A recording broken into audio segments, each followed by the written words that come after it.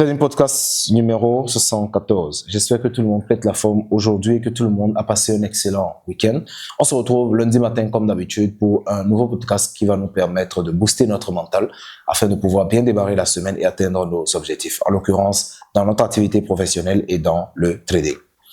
Alors aujourd'hui, nous allons parler des 5 pièges psychologiques qui empêchent les traders de réussir. 5 pièges psychologiques. Alors, quand on parle de trading, beaucoup de personnes vont dire que c'est 90% de psychologie. Bon, alors, 90% de psychologie, on va voir les proportions parce que la plupart du temps, les problèmes sont d'abord techniques. Okay? Quelqu'un qui vient sur le marché avec une bonne psychologie, un bon mindset, la discipline mentale, mais qui n'a pas une bonne méthode, naturellement, ça passe pas. Donc, avant de chercher à régler les problèmes de psychologie, il faut d'abord régler les problèmes de technique. Il faut comprendre comment le marché fonctionne. Il faut comprendre comment trouver des opportunités de trade, comment entrer en position, comment sortir d'une position, quand est-ce qu'il faut entrer en position, quand est-ce qu'il faut sortir d'une position, etc. Donc, il faut avoir tous les aspects, toutes les dimensions psychologiques, du moins techniques, avant de s'orienter vers la psychologie. Donc, si vous souhaitez booster votre activité de trading, commencez d'abord par réparer vos problèmes techniques avant de penser à régler vos problèmes de psychologie. Donc, la psychologie, c'est tout piège, ou bien tout état d'esprit, toute forme de condition mentale qui vous empêche de respecter correctement la technique. Vous comprenez? La psychologie en trading, c'est toute forme de disposition mentale qui vous empêche de respecter correctement la technique. Donc, vous n'allez pas sauter l'étape de la technique et vouloir régler un problème de psychologie. Ça ne passe pas. Donc, vous vous assurez d'abord d'avoir une bonne technique, une bonne technicité sur les marchés avant de chercher à régler ces problèmes de psychologie. Et la plupart des problèmes psychologiques que nous rencontrons dans le trading sont éventuellement basés sur 5 formes de disposition ou de prédisposition mentale qui vous empêchent de prendre de bonnes décisions de manière optimale sur les marchés. La première des choses, c'est la frustration. La plupart du temps, les traders sont frustrés. Et la frustration, c'est d'ailleurs le premier piège mental dans la mesure où c'est ça qui permet vraiment, ou bien c'est ça qui entraîne vraiment la dérive, okay? Le fait de déraper ou de sortir de son plan de trading.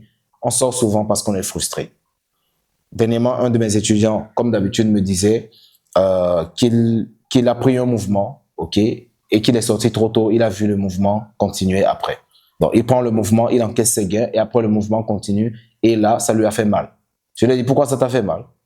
Pourquoi ça t'a fait mal? Tu as pris ce que tu voulais prendre. Tu as pris ce qui était dans ton plan. Que les prix continuent jusqu'à demain, c'est plus ton problème. Tu n'es pas obligé de prendre tout le mouvement. Et c'est ça le point. Quand vous prenez un trade qui marche et que vous sortez trop tôt, ça vous frustre.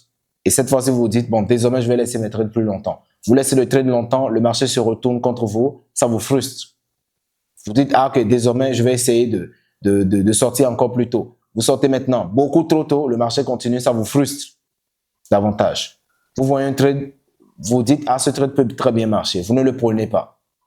Le trade marche, ça vous frustre. Et le prochain trade, même si c'est pas dans vos conditions, vous vous dites, ah, je veux pas rater ce trade-là. Je vais essayer de le prendre très rapidement. Vous le prenez, ça ne marche pas, ça vous frustre. Donc, à chaque instant, le marché fait des trucs, vous faites aussi des choses qui vous frustrent. Et tout le temps, vous êtes dans la frustration. Vous êtes frustré par vos gains, vous êtes frustré par vos pertes, vous êtes frustré par les fausses cassures, par les mèches, par les faux mouvements, vous êtes frustré tout le temps. Et c'est ce que vous devez éviter, notamment si vous souhaitez être dans de bonnes dispositions psychologiques sur les marchés. Le bon trader, c'est celui qui évite d'être frustré. Un bon trader n'est pas frustré sur les marchés. Vous ne devez être en aucun cas frustré. Si vous prenez un trade et que vous encaissez vos gains, quittez le marché. Si vous voulez cibler un ratio de 1 pour 2 sur un trade, prenez vos ratios de 1 pour 2 et quittez le marché. Si votre objectif, c'est un ratio de 1 pour 5, prenez vos 1 pour 5, quittez le marché. Vous n'êtes pas obligé de laisser le trade jusqu'à 1 pour 30 ou bien 1 pour 200. Prenez ce qui est dans votre plan. Si vous voulez 10 pips, prenez les 10 pips, quittez le marché. Si c'est 100 pips, prenez les 100 pips, quittez le marché. Si c'est 200 pips, prenez 200 pips, quittez le marché. Prenez ce que vous avez prévu prendre et laissez le marché faire le reste du travail. Il y aura toujours d'autres opportunités. Donc, en aucun cas, vous ne devez être frustré. Vous ne devez pas être frustré après une perte. Vous ne devez pas être frustré après avoir raté un trade, parce que si vous êtes frustré après avoir raté un trade, vous allez vous précipiter sur le prochain et être dans le FOMO. Donc, vous devez à tout prix éviter la frustration sur les marchés. Deuxième des choses, l'excitation. Et je dirais d'ailleurs que cette disposition mentale est l'ennemi juré du trader. Le trader doit éviter d'être excité. L'excitation est l'ennemi juré du trader. Généralement, après une série de gains, on est excité, on prend plus de risques, on a envie d'aller beaucoup plus vite et de gagner davantage. Conséquence, on finit par tout perdre, on perd tous ses bénéfices parce qu'on est excité. On est excité quand on veut prouver aux autres quelque chose, on est excité quand on veut envoyer des captures de gains pour impressionner qui que ce soit. On est excité quand on prend un trade avec un gros lot qui marche malgré le fait qu'on n'a pas respecté son plan de money management. Conséquence, on répète les mêmes choses et naturellement, ça nous coûte beaucoup plus cher. Donc, c'est la raison pour laquelle, en tant que trader, vous devez à tout prix éviter de rester frustré ou du moins d'être excité sur les marchés. Vous devez à tout prix éviter d'être excité sur les marchés. Troisième des choses, le doute et la peur. Le doute et la peur, c'est-à-dire quand vous prenez un trade qui ne marche pas, après ça crée en vous le doute. Vous enchaînez 3 pertes, vous doutez. Vous enchaînez 4 pertes, vous doutez. Et cela freine d'ailleurs beaucoup de traders parce que dans la mesure où ils font une série de pertes, ils changent de stratégie parce que maintenant, ils doutent de leur stratégie. Vous avez pris une stratégie, au départ, ça marchait très bien. Vous avez pu faire beaucoup de retraits avec cette stratégie. Rapidement, le marché change de condition, le marché devient instable. Naturellement, vous enchaînez des pertes. Vous enchaînez des pertes au lieu de voir les conditions du marché qui ont entraîné ces pertes. Vous dites, je vais changer de stratégie. Je vais changer de stratégie et tout recommencer à zéro. Quand vous le faites, qu'est-ce qui s'ensuit? Vous êtes obligé de tout redémarrer et de comprendre les réalités ou les particularités de la nouvelle stratégie. Conséquence, vous déambulez de stratégie en stratégie sans réellement rien maîtriser. Et je fais souvent référence à cette parole de Bruce Lee qui dit « Je ne crains pas un homme qui a exercé 10 000 techniques une seule fois. Je crains un homme qui a exercé une seule technique 10 000 fois. » Et cela est applicable dans tous les domaines. Cela est applicable dans tous les domaines. Quand vous prenez les plus grands boxeurs ont toujours une technique qu'ils ont répétée maintes fois, des milliers de fois. Et c'est cette technique qui fait leur particularité. Je prends l'exemple de Bakary Samake. Bakary Samake, il a gagné la plupart de ses combats rien qu'avec le jab. Pourtant, il y a le uppercut, pourtant il y a le crochet, pourtant il y a le overhand, pourtant il y a le cross, pourtant il y a plein d'autres techniques qu'il pouvait utiliser. Mais la plupart du temps, il s'est spécialisé, il est l'expert du jab. Il a gagné la plupart de ses combats rien qu'avec le jab. Donc, en tant que trader, vous n'êtes pas obligé de maîtriser tous les rudiments du marché, toutes les stratégies qui existent. Vous êtes simplement tenu de maîtriser une seule bonne stratégie et de la répéter autant de fois que possible. Depuis 2020, moi, j'ai toujours utilisé la même stratégie. Depuis 2021, pratiquement tout le temps la même stratégie. Tout le temps les mêmes méthodes. C'est la raison pour laquelle je maîtrise mes stratégies. J'en maîtrise tous les contours, toutes les particularités. Donc, quand vous prenez une stratégie, vous enchaînez 1, 2, 3 pertes, vous en changez. Vous repassez à une autre stratégie, vous rechangez encore. Vous augmentez, ou bien vous suivez la tendance. On parle des profils volume, vous sautez sur les profils volume. On parle des order flow, vous sautez sur les order flow, etc. Certes, vous aurez beaucoup de connaissances, mais rien de pratique. Donc, vous pouvez chercher la connaissance pour la culture générale, mais dans l'exécution, pour une bonne exécution, vous devez rester sur la même stratégie. Et donc, quand vous enchaînez des pertes, vous ne devez pas douter de vous-même, douter de vos compétences, de vos potentialités, ni de votre stratégie. S'il m'arrive aujourd'hui de cramer un compte de trading, je vais douter de quoi? De rien.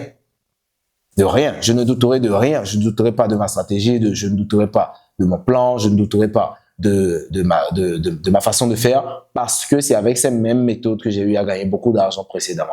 Donc, ce n'est pas parce que les marchés changent un peu de conditions et que je traverse une situation défavorable que ça va créer en moi le doute.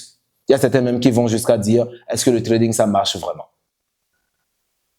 Est-ce que le trading, ça marche vraiment? Je dis parfois, c'est la question la plus stupide qu'on peut poser parce que quand vous prenez une position qui va en perte, c'est juste parce que vous êtes dans la mauvaise direction. Donc, si vous trouvez une manière de trouver la bonne direction, vous allez gagner tous vos trades. Pas tout le temps, mais vous allez gagner la plupart de vos trades. Donc, pour inverser la tendance, il faut juste étudier comment identifier correctement la direction des prix. C'est tout. Donc, si vous vous trompez la plupart du temps et que, avec quelques pertes, vous doutez de votre activité, vous doutez de vos stratégies, vous doutez de tout ce que vous faites, naturellement, vous n'allez pas faire long feu dans ce business. Donc, un bon trader doit éviter de subir le doute et la peur, peu importe ce qui traverse sur les marchés. Quatrième des choses, les pensées négatives. Généralement, le doute et la peur sont générés par les pensées négatives. On se demande, et si ça ne marche pas? Et si ça ne passe pas? Et si je perds mon argent? Et si je me retrouve ruiné? Et si? Il y a toujours un tas de et si qui viennent à l'esprit. Surtout quand on vient de traverser ou bien lorsqu'on est confronté à l'adversité. Et le trader, c'est quelqu'un qui doit rester optimiste. Quand vous voyez les grands traders qui arrivent à faire des performances astronomiques, vous allez voir quelqu'un qui a un capital fonds propre, fonds propre de 100 000 $ et qui risque 10 000 $ sur une seule position. C'est l'optimisme. L'optimisme. Quelqu'un qui est capable de faire autant de dépôts, 100 000 $ sur un compte de trading, c'est quelqu'un qui n'a pas peur, quelqu'un qui n'a pas de pensée négative, quelqu'un qui ne doute pas, quelqu'un qui sait ce qu'il est en train de faire, quelqu'un qui sait pertinemment que c'est quelque chose qui marche, il arrive à gagner de l'argent, il va continuer à gagner de l'argent et quoi qu'il arrive, il va toujours s'en sortir. Donc, il n'a pas peur de faire de gros dépôts, il n'a pas peur d'utiliser de gros lots, il n'a pas peur de prendre de gros risques. Dernièrement, je partageais sur notre canal Telegram qu'un lot de 0,01 ne rendra pas votre mère fière de vous. Il y a des gens qui ont tellement peur qu'ils n'utilisent que le lot de 0,01. Certes, on peut gagner beaucoup d'argent avec les petits lots, mais pour gagner de fortes sommes d'argent, il faut utiliser de gros lots. Et je le dis à mes étudiants, aujourd'hui, vous pouvez commencer avec de petits lots, mais votre objectif n'est pas de rester avec les petits lots. Votre objectif, c'est d'avoir de quoi utiliser des gros lots parce que c'est là qu'il y a de l'argent. Vous devez pouvoir utiliser de gros lots. Donc, pour ce faire, il faut augmenter le capital, il faut être beaucoup plus précis, il faut saisir plus de points. Et naturellement, au fur et à mesure que votre compte grossit, au fur et à mesure, vous pouvez augmenter vos lots. Mais les gens qui ont peur, ils vont essayer de se jouer trop la défense et rester uniquement sur de petits lots. Comme ça ne passe pas. Donc, vous devez avoir des pensées positives. Dites-vous que ce que vous êtes en train de faire, vous le faites pour que ça marche. Vous ne le faites pas en évitant que ça ne marche pas. Vous le faites pour que ça marche. Donc, vous devez être dans une démarche positive vis-à-vis de votre activité, de vos méthodes et des résultats que vous attendez de votre activité. Dernier point, la dispersion. Notamment du doute et la peur vient la dispersion. C'est une erreur psychologique parce que les gens pensent que lorsque on change de méthode, c'est parce qu'on cherche une meilleure méthode, chose qui peut être bien. Mais il ne faut pas confondre diversité et dispersion. Quand on se disperse d'un actif à l'autre, on se disperse d'une stratégie à l'autre, on se disperse d'un plan à l'autre, on se disperse d'un broker à l'autre, etc. Quand vous dispersez autant, naturellement, vous ne pouvez pas avoir un système solide qui va vous permettre de pouvoir tirer votre épingle du jeu. Donc, je vous invite à la concentration sur un plan qui est bien défini et le fait de tenir ce plan le plus longtemps possible. Donc, rappelez-vous de cette phrase de Bruce Lee, on ne craint pas celui qui a exercé 10 000 techniques, 10 000 méthodes, une seule fois en passant. On craint celui qui a exercé la même technique 10 000 fois. Donc, dans votre approche du trading, faites en sorte de trader les mêmes actifs 10 000 fois, les mêmes stratégies 10 000 fois, les mêmes plans de money management 10 000 fois. Et c'est comme ça que vous pourrez progresser. Donc, les 5 erreurs mentales et psychologiques qui peuvent vous empêcher de réussir en trading sont essentiellement la frustration, l'excitation, le doute et la peur, les pensées négatives ainsi que la dispersion. Si vous pouvez éviter ça sur les marchés, restez zen, prendre des décisions objectives et restez concentré sur votre plan, quoi qu'il arrive. C'est ce qui vous permettra de tenir vos résultats sur le long terme. Donc, c'en était tout pour ce podcast. J'espère que vous aurez appris quelque chose de consistant. J'aimerais qu'on se retrouve de l'autre côté, dans la cour des grands avec nos étudiants. Si vous aimeriez bénéficier de notre accompagnement, tout ce que vous avez à faire, c'est de descendre dans la description de la vidéo pour retrouver tous les liens qui vous permettront de nous contacter, pour prendre un coaching et travailler avec nous de l'apprentissage jusqu'à la rentabilité. Si vous aimeriez aussi qu'on aborde un autre sujet lors de nos prochaines vidéos, tout ce que vous avez à faire, c'est de descendre dans la description de la vidéo pour retrouver tous les liens qui vous permettront de nous contacter, ou du moins de descendre dans les commentaires et pour nous dire quel thème, quel sujet vous aimeriez qu'on aborde lors d'une prochaine vidéo.